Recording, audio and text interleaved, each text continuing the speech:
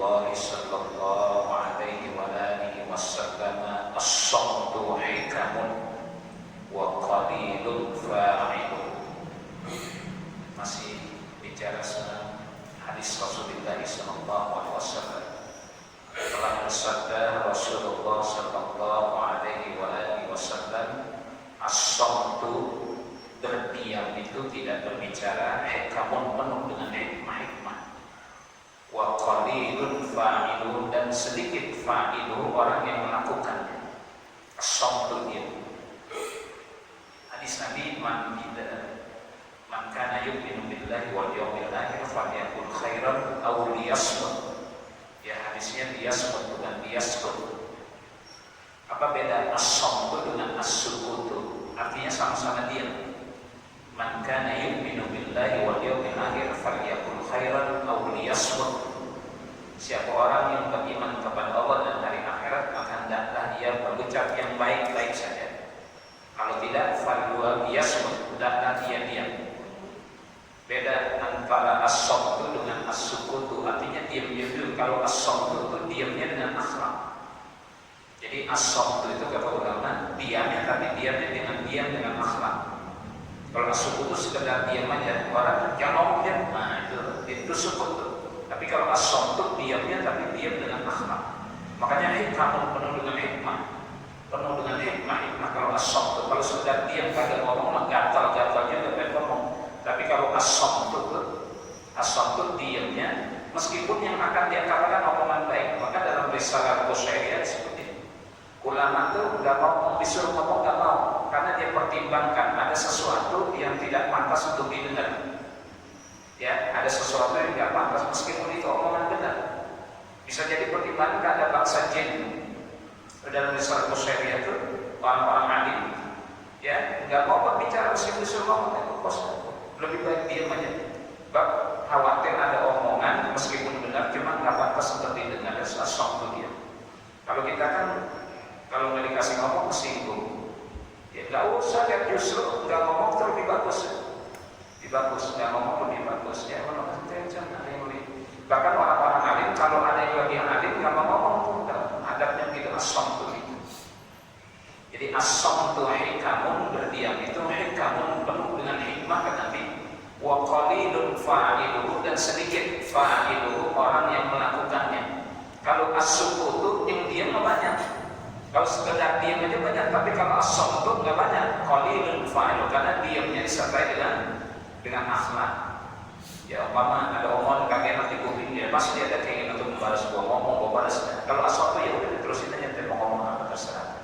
Itu as-samtu. Jadi as-samtu itu diam tapi didasari dengan akhlak. Kalau as-sukutu diam juga, cuma tidak didasari dengan akhlak. Itu bedanya. Makanya Nabi kata, man kana yu'minu billahi wal yawmil akhir falyakul khairan aw liyasmut. Kalau beriman kepada Allah dan hari akhirat, hendaklah yang kita ucapkan yang baik. Yang baik. Aw liyasmut, atau diam disertai dengan akhlak. Jadi hadis ini luar biasa, as-samtu hikmah. Hikmah penuh dengan hikmah, penuh dengan pelajaran. Dia mulutnya. Allah tuh naruh lidah luar biasa. Ya tidak, karena bahayanya luar biasa. Makanya di timur penting Allah naruhnya. Ya, ditaruh di antara dua rongga atas. Ya, di antara rongga atas, rongga bawah. Masih dipanggilin nama apa? Gigi. Masih dijagain apa? Mulut. Bahkan kadang-kadang masih tutup takut keceplosan juga. Jadi mohon maaf nih, yang salah yang menciptakan lidah, yang meletakkan lidah, atau yang dititipin lidah. Yang salah ini yang meletakkan lidah, yang menciptakan lidah, atau yang dititipin lidah. Titipin lidah siapa? Kita naruhnya rapi banget, makanya wa fi anfusikum afala tubsirun, pada diri kita itu ada kebesaran Allah yang harus kita cermati. Jadi lidah itu kan salamatul insan fi hifdzil lisan. Selamatnya seseorang itu salah satunya karena mampu menjaga lidahnya. Maka orang mulutmu harimau ini tebasan. Kalau kena tebasan lidah, baiknya lama. Kalau orang kena tebasan golok, dia sebongklah dibawa ke dokter 3 bulan terambat lagi. Tapi kalau kena tebasan lidah, kalau ini 3 bulan, kalau kena tebasan lidah 3 lebaran belum tentu baik. Ngomong sakitnya juga beda. Kalau kena golok sakit gua, kena golok. Tapi kalau kena lidah ngomongnya sakitnya tajam, sakit hati gua kan gitu ya. Masyarakat insan fi hifdzil lisan as-samtu. Ya, saya termasuk sudah mulai membatasi untuk tidak ada bicara mendengarin aja. Ya, dengan as-samtu hikamun wa qalilun, karena qalilun fa'ilun. Kalau as-sukutu diam sih masih banyak yang kerjain.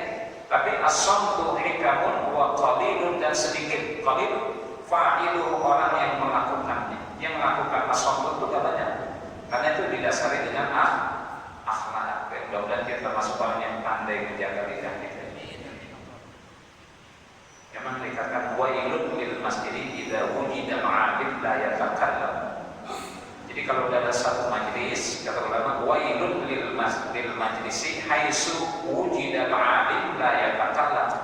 Celaka ke sebuah majlis kalau didapatkan di situ ada orang alim tidak berbicara. Jadi kalau ada orang alim suruh bicara, silakan kamu kasih wasiat, pesan-pesan.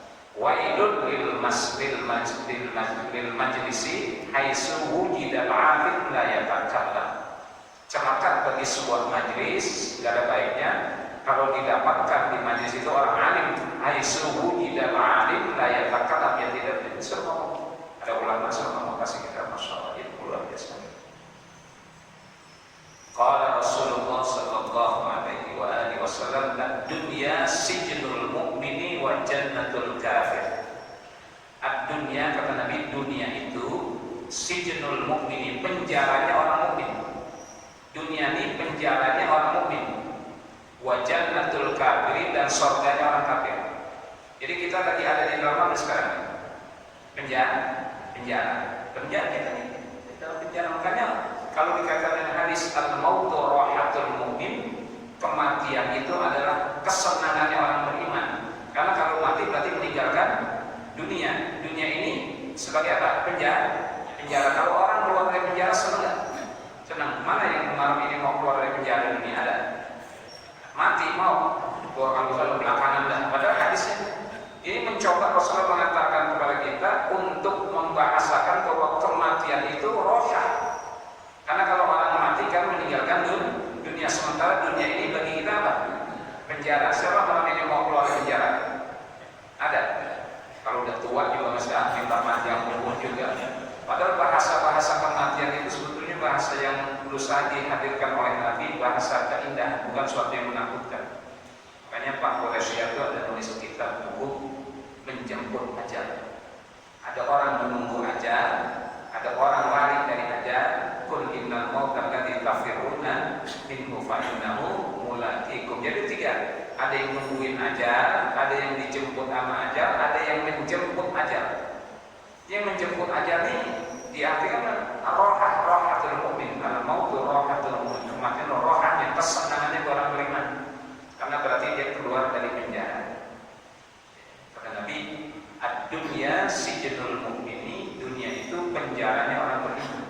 Tempat berebutnya anjing-anjing. Dunia ini tempat berebutnya anjing, yang diberebutin daging bangkai. Kata Imam Syafi'i begitu. Ya, makanya dunia itu ada sebut innaman dunayya. Ada ulama bacanya bukan dunia, innaman dunayya. Innaman dunayya. Bahwasanya dunia itu gharrarah. Dunia itu sangat memperdaya, gharrarah wa talibuha maghrur, dan orang yang menuntut dunia itu maghrur, terperdaya. Kayak Imam Syafi'i menggambarkan dunia ini ibarat daging bangkai yang lagi direbut-rebutin sama anjing-anjing malam. Ala wahya jifatun mustahilatun alaiha kilabuha himmahunna ijtidabuha. Wa in kunta tajtanibha kunta saliman di akhir, wa in kunta tajtanibha naza'aka kilabuha. Ya, mumpung lagi ngaji ini, kata beliau, ala wahya jifatun mustahilatun. Ala katakanlah wahya ayat dunia, jifatun adalah daging bangkai, mustahilatun yang mustahil kau dapatkan. Jadi dunia ini diibaratkan daging bangkai. Alaiha kilabuha, di atas daging bangkai itu kilabuha, anjing-anjing malamnya. Himmahuna, yang keinginan anjing-anjing malam itu ijtidabuha, menyeretnya, menggerogotinya. Jadi daging bangkai yang lagi diapain? Digerogoti sama anjing malam. In kunta kunta tajtanibha, jika engkau menjauhi dunia, kunta saliman li, engkau selamat darinya. Kalau engkau jauhkan di dunia, dibakar daging bangkai yang lagi diperbutkan apa? In kunta tajtanibha kunta saliman li ahliha, jika engkau ada menjauhinya di dunia, kunta saliman li ahliha, kau selamat darinya. Tapi wa in kunta tajtanibha, jika engkau pun menggerogotinya, ikut rame-rame juga, nazaat kilabuha, mencabut nyawamu oleh anjing-anjing malam. Dan serigala lagi makan daging bangkai, kita ngikut di situ makan. Kata serigala, daripada makan daging bangkai, dan gua makan ini, dagingnya masih segar dan akhirnya kita jadi korban. Jadi kesimpulannya, orang yang berebut dunia itu lagi berebut apa? Berebut apa? Daging bangkai. Berebutnya masih apa? Sama anjing. Malu gak? Malu gak kita berebut daging korban aja, aki-aki tarik-tarikan para kambing, punya gua malu gak?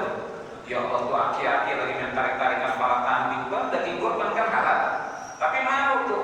Nah sekarang bukan nama manusia, tarik-tarikannya sama anjing, narik-narikin daging kan itu dunia hinanya. Katanya innama dunaya, kalau dunia itu sebetulnya dunuun, dekat, daniun, hina. Dunia itu dunuun, dekat, kita nggak lama di dunia, dekat, singkat. Daniun, hinanya kayak gitu. Makanya yang kita minta nih mudah-mudahan wala akbaru hamina wala mablagha ilmina, bukan keinginan kita dunia. Kita diciptakan untuk akhirat. Ya bani Adam, innama khalaqtuka lil akhirah. Kata Allah, hai anak Adam, bahwasanya aku telah ciptakan kau lil akhirah, untuk akhirat. Jadi kita diciptakan untuk akhirat, bukan untuk dunia. Wa uridu minka amal akhirah, dan aku inginkan darimu amal akhirat.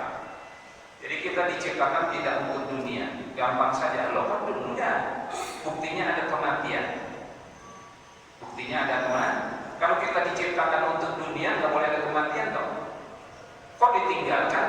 Ya, itu buktilah bahwa kita diciptakan bukan untuk dunia, kita diciptakan untuk akhirat. Karena ada kematian. Maka kasih walal akhiratu khairun laka minal ula wal akhiratu khairu wa abqa. Jadi dunia itu sijnul mukmin, sijnul penjara. Al mukmin orang beriman. Wa jannatul qadar, surga dia orang kafir malah surga, dia mau segala macam. Jadi sebetulnya nggak enak kita disuruh di dunia ini, karena ibarat orang lagi di penjara nggak bebas. Maka keluar dari penjara bebas, dan keluar dari penjara dunia itu kematian. Maka kematian itu jadi roha, kesenangan orang beriman, karena keluar dari bertemu dengan siapa? Allah. Saya boleh baca kajian tafsir ini. Orang beriman itu kalau mau mati disenangkan oleh Allah. Ya, malaikat yang mencabutnya saja dihadirkan Allah malaikatnya. Nabi Ibrahim alaihissalam itu banyak minta, qala rabbi arini kaifa tuhyil maut. Qala awalam tu'min, qala bala walakin liyatma'inna qalbi. Nabi Ibrahim itu banyak mintanya. Nah, salah satunya minta kepada malaikat Jibril, arini malakal maut. Ya Jibril, Jibril, arini perlihatkan aku malakal maut, malaikat mencabut nyawa. Wa kaifa yaqbidu ruhal mu'min. Tunjukkan, perlihatkan kepadaku malaikat mencabut nyawa. Wa kaifa yaqbidu ruhal mu'min, dan bagaimana ia mencabut rohnya orang beriman. Kata malaikat, isrik anni, sudah berpaling dari itu. Sana ngadep sana, dia ngadep sini. Summa nazara ilaihi, kemudian dilihatkan ke malaikatnya. Fa idza huwa bi rajulin, maka tiba-tiba ada malaikat itu yang ditampilkan, ya, hasanal wajhi, ganteng wajahnya, hasanal siyab, bagus bajunya, thayyibar raihah, wangi baunya. Itu malaikat mencabut nyawa itu ditampilkan Allah itu cakep, hasanal wajhi, hasanal siyab, thayyibar raihah. Imam Qurtubi sebutkan di dalam kitab Tadhkirah, tampilkan thayyibar raihah, wanginya. Sudah, nyabutnya juga cakep. Ketika dicabut itu, orang mukmin itu dibusyiratil jannah. Kata Nabi, busyiratil jannah, diperlihatkan surga. Itu indahnya orang beriman. Innal mu'mina idza hadarahul mautu busyiratil jannah. Orang mukmin itu kalau dia mati, mau mati, busyiratil jannah, diberitakan jannah surga. Falaula idza balagatil hulqum wa antum hina idzin tanzurun. Busyiratil jannah, diberitakan surga. Bayangkan mau mati diperlihatkan surga. Makanya Allahumma hawwin 'alaina fi sakaratin, itu doa boleh. Tapi orang beriman itu tidak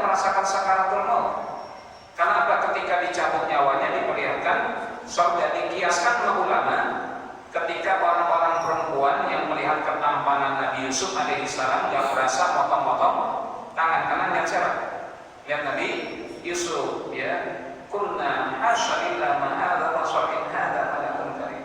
Falamma ra'aynahu akbarnahu wa kulna hasya illa ma hadza basharin hadza illa man. Ketika melihat Nabi Yusuf enggak terasa motong-motongan karena tampan Nabi Yusuf. Sama juga kata ulama, ketika dicabut nyawanya dia tidak merasakan sakaratul maut karena saking girangnya diperlihatkan surga. Dicabut nyawanya enggak terasa karena diperlihatkan surga. Makanya Allahumma hawwin alaih tetap kita baca ya, tapi orang-orang beriman itu busyira bil jannah. Fa ahabba liqa Allah, maka dia senang ketemu dengan Allah. Wa ahabba Allahu liqa'ahu, dan Allah senang ketemu dengan Allah. Karena jadi kematian ini dibahasakan oleh Nabi sesuatu yang indah, rohanya lah, ketemu dengan siapa? Maka dalam riwayat kita sahabat-sahabat Rasulullah, kalau ada sahabat yang mati meninggal, kata Mu'adz bin Jabal, kalau ada yang meninggal pengen dibarengin juga meninggal pada saat yang sama. Ya Allah, cabutlah nyawaku sekarang juga.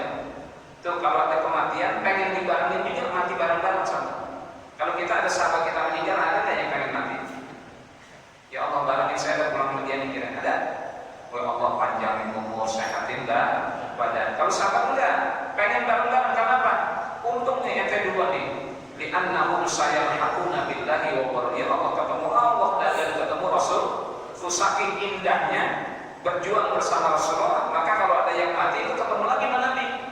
Maka yang belakangan ini, ya Allah pengen juga gue mati bareng ketemu lagi sama Rasulullah gitu. Li'annahum sayalhaquna billahi wa bi Rasulillah. Begitu.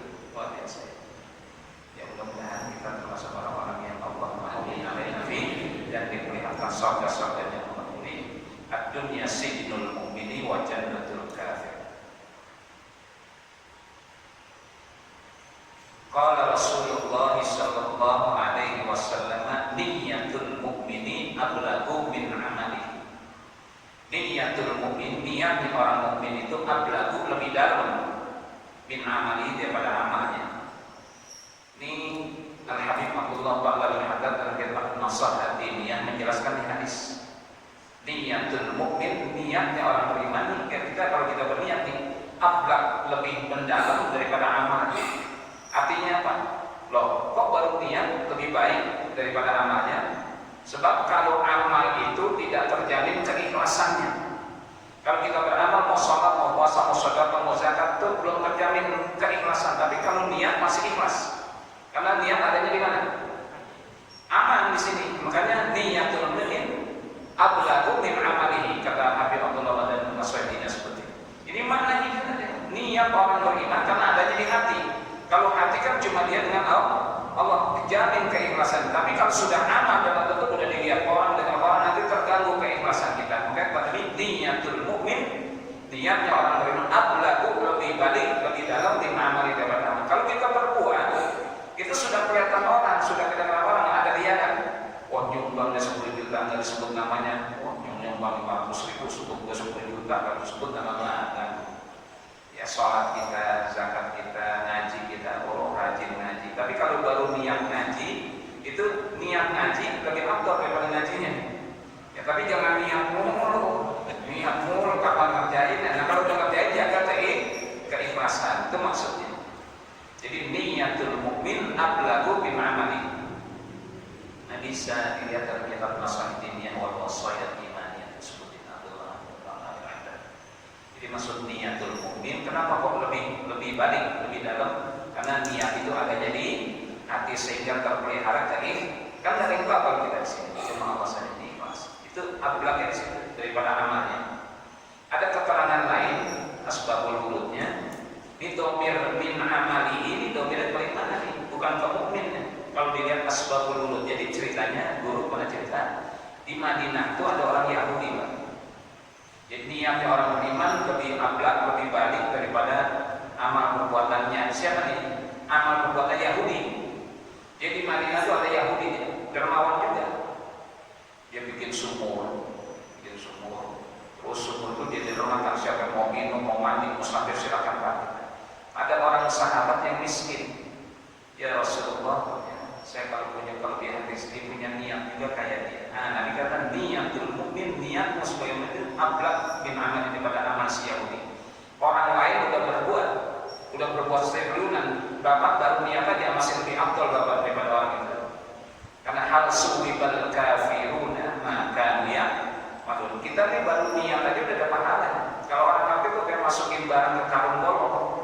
masjid baru nyepos. Kalau kita baru niat aja, makanya kata Nabi, ya kau baru niat saja, kata Nabi, itu lebih afdal daripada amalnya terus Yahudi. Itu hebatnya Nabi karena mahal imannya. Yang dihargai di sini apresiasinya di iman. Orang beriman itu sekecil apapun besar di sisi Allah karena mahal la ilaha illallah, la ilaha illallahnya yang mahal. Maka setiap amal berbuat kita meskipun baru niat masih lebih afdal, lebih ablak, lebih balik, lebih dalam daripada amal orang lain yang tidak beriman kepada Allah.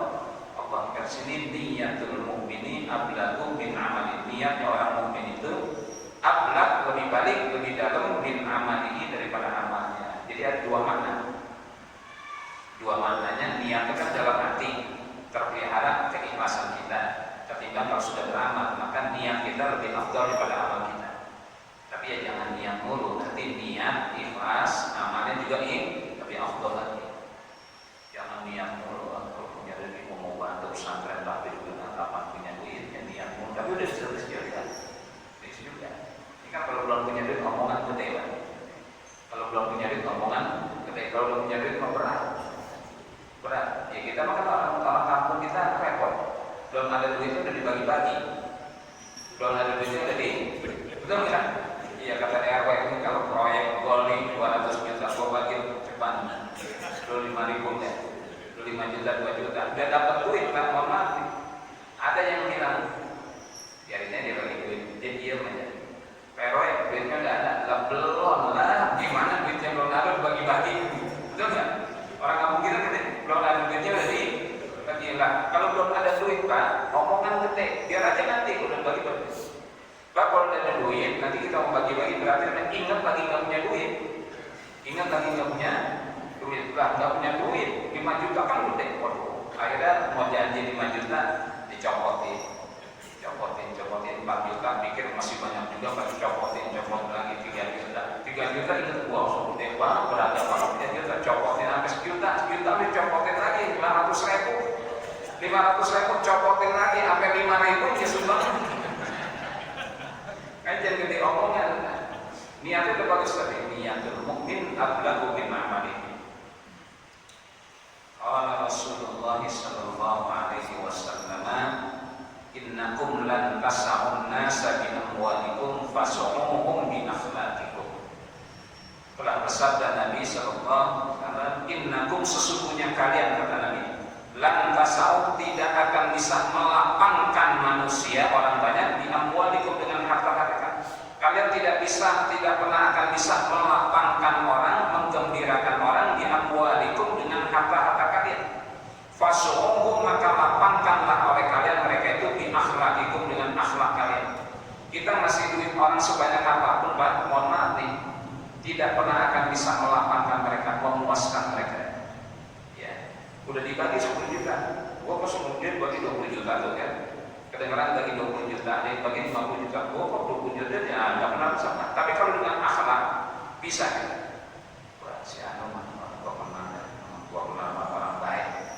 Ya, jadi dengan akhlak kita bisa melapangkan orang itu, menyenangkan orang dengan akhlak, bukan dengan harta. Kalau dengan ini tidak pernah akan puas. Ayatnya kan ya, orang tuh kalau jamu'un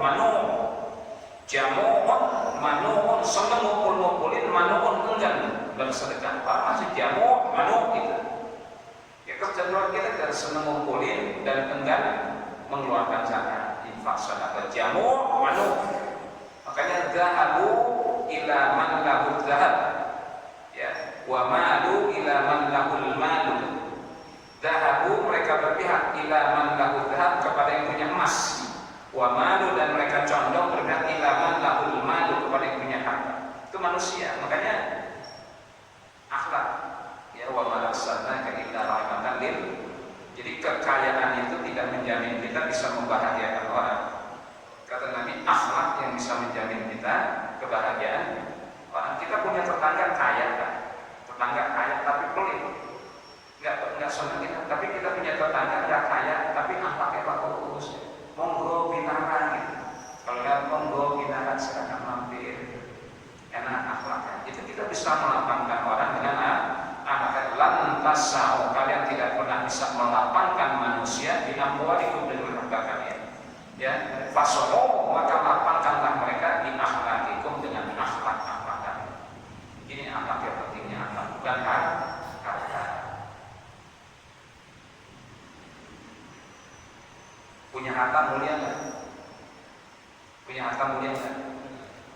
Justru karena sebab harta ada sebutan bakhil, ya. Karena sebab harta ada sebutan bakhil tuh. Jadi hina harta. Karena ada sebutan harta maka ada sebutan bakhil. Kira-kira orang yang nggak punya harta, pantas nggak disebut bakhil? Kalau nggak punya harta, bakhil. Boleh banget. Ini timbulnya kata-kata bakhil karena sebab ada sebutan harta. Ya, orang kalau punya harta kecenderungannya enggak mengeluarkan. Makanya disedikitkan di mata kita akan harta kita kalau kita bakhil. Ya, kalau kita bares kata setannya kurang enggak harta ya. Qala lahu syaitan bi amwali. Setan sedikitkan hartanya di matanya. Itu setan pintar. Kalau kita punya harta tuh kita keluarin jadinya miskin loh, harta berkurang. Maka ada sebutan bakhil karena ada sebutan harta, ya. Ada sebutan jahil karena sebutan alim. Qala Rasulullah sallallahu alaihi wasallam al-mutasyabbi' bima lam yu'ta kalabisi sawbai zuri. Al-mutasyabbi' itu yang orang yang pura-pura kenyang. Al-mutasyabbi'u orang yang pura-pura kenyang bima lam yu'ta dengan apa-apa yang tidak diberikan kepadanya. Dia nggak dikasih apa-apa tapi pura-pura kenyang. Kala bisi seperti orang yang memakai saubai dua pakaian zurin kepalsuan. Jadi orang yang pura-pura kenyang mutasyabbi'. Ini ada doa dalam Ramadan ya. Rabbana taqabbal minna wudu'ana wa salatana wa qiyamana wa ruku'ana wa sujudana wa tadarru'ana wa takhasyu'ana. Kita nggak bisa sampai kepada khusyuk, maka takhasyuk wazan tafa'alatu ya, tafa'ala ya. Makanya doanya takhasyuk Rabbana taqabbal minna wa tadarru'ana wa takhasyu'ana. Karena kalau ada orang yang wa taqabbal khusyu'ana ini luar biasa. Kalau kita masih biasa tahasyuk seakan-akan khusyuk ini mutasabi orang yang seakan-akan kenyang. Bima lam yu'ta dengan apa yang tidak diberikan karena seakan-akan kenyang. Itu kala bisi seperti orang yang memakai saubai dua pakaian zurin kepalsuan. Jadi bohong aja. Seakan-akan khusyuk. Bukannya Rabbana taqabbal minna minta tadarru'ana wa takhasyu'ana wa ta'abbudana. Jadi kita nggak bisa khusyu'ana Rabbana taqabbal minna khusyu'ana hebat. Jadi kalau ada khusyu'ana berarti dia hebat. Makanya kita tidak khusyu'ana takhasyu'ana ya, seakan-akan kita khusyuk ya. Ta'abbudana ibadahnya nggak nyampe kita melakukan ibadah. Maka ta'abbud ya seakan-akan kita ibadah. Kalau ibadah tanah itu makomnya beda. Makanya bukan khusyu'ana tapi takhasyu'ana wazan tafa'ana. Ini kata Nabi al-mutasyabbi' orang yang seakan-akan kenyang. Seakan-akan kenyang padahal nggak kenyang. Bima lam yu'ta dengan apa-apa yang tidak diberikan kepadanya, nggak dikasih apa-apa tapi dia seakan-akan kenyang. Kala bisi seperti orang yang memakai saubai dua pakaian zurin kepalsuan. Palsu aja tuh ya, sudah lapar juga, pora-pora juga bilang syab'an, alhamdulillah syab'an saya sudah kenyang. Jangan mutasyabbi itu yang pura-pura kenyang ya. Mutakhasyik yang pura-pura khusyuk. Kita nggak bisa sampai khusyuk, berusaha untuk khusyuk. Qala Rasulullah sallallahu alaihi wasallam laisal khabaru kal muayyanati. Tidaklah berita itu kal muayyanati seperti kenyataannya. Laisal khabaru tidaklah berita itu kal muayyanati seperti kenyataannya. Berita itu tidak seperti kenyataan. Maka kalau dengar berita cek and recheck dulu karena tidak seperti kenyataan. Laisal khabaru tidaklah berita itu kal muayyanah seperti kenyataannya. Kan banyak berita begini orang hoax sekarang ya. Ya kata Nabi, laisal khabaru kal muayyanah. Tidaklah kabar itu seperti kenyataan. Maka cek and recheck gitu. Tabayun dalam bahasa Arab. Jangan cepet-cepet ditelan, nanti bisa jadi berantem satu kampung. Dulu ada ayat yang dipakai pembelaan untuk seorang pejabat DKI yang ceramah di Lawat Seribu. Pakai ayatnya, ya ayyuhalladzina amanu ja'akum fasiqun binaba'in fatabayyanu an tusibu qauman bijahalah. Itu ayat itu dipakai untuk pembelaan Ahok itu. Saya sayangkan sekali kalau ahli tafsir itu tidak menjelaskan siapa yang bawa berita. Ya ayyuhalladzina amanu ja'akum fasiqun binaba'in fatabayyanu. Jadi yang ditabayyunkan itu kalau yang bawa berita orang fasik. Ya, orang fasik siapa? Man tarakal amal. Berarti kalau di atas bab nuzulnya ayatnya, ya ayyuhalladzina amanu in ja'akum fasiqun, hai orang-orang yang beriman, jikalau datang kepada kalian seorang fasik.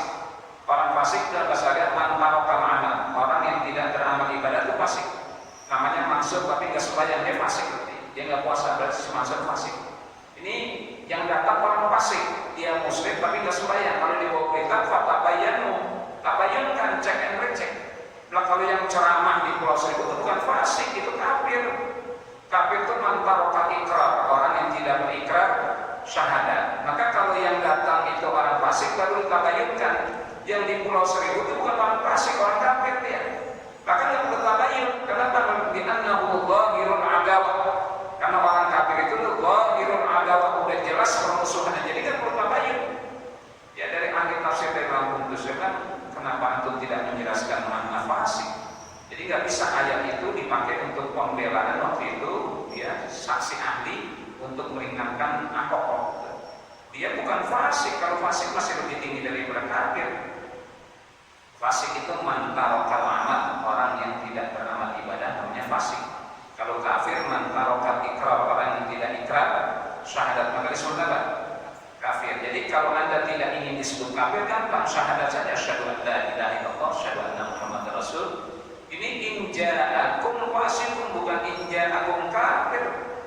Jadi nggak bisa ayat itu dipakai sebagai dasar pembelaan untuk orang itu. Tabayyun dulu, untuk apa tabayyun? Yang ditabayyunkan itu kalau fasik. Nah yang bersangkutan itu fasik atau kafir? Kafir dia. Jadi kalau kafir nggak bertabayyun, karena ayatnya in ja'akum fasiqun binaba'in fatabayyanu an tusibu qauman bijahalah. Jadi tabayyun kalau fasik ini orang kafir jadi nggak bertabayyun. Kenapa ulama bilang karena orang kafir itu zahirul adawah. Jadi ucapannya betul-betul permusuhan terhadap Islam. Zahirul adawah, jelas permusuhan. Maka hati-hati ini laisal khabaru kal mu'ayyanah. Tidaklah berita itu kal mu'ayyanah seperti kenyataannya. Jadi antara berita dengan realitasnya belum tentu sama ini hadis Nabi ini. Jadi kalau orang bilang sekarang hindari hoax, Nabi udah bilang gitu dari dulu. Laisal khabaru kal mu'ayyanah. Tidaklah berita itu kal mu'ayyanah seperti kenyataannya. Satu lagi hadis. Qala Rasulullah sallallahu alaihi wasallam, al-harbu khid'ah. Peperangan itu khid'ah adalah tipu daya. Jadi kata Nabi, al-harbu, kalau berperang itu khid'ah, tipu daya. Artinya kebolehan tipu daya kalau lagi berperang. Jadi boleh tipu daya strategi kalau perang. Kalau begini nggak boleh. Maka menyemir rambut, ya, menyemir rambut itu haram, khid'ah. Ya yang putih, yang udah ubanan nggak boleh disemir, haram tuh, hukum khid'ah haram. Tapi kalau untuk perang boleh.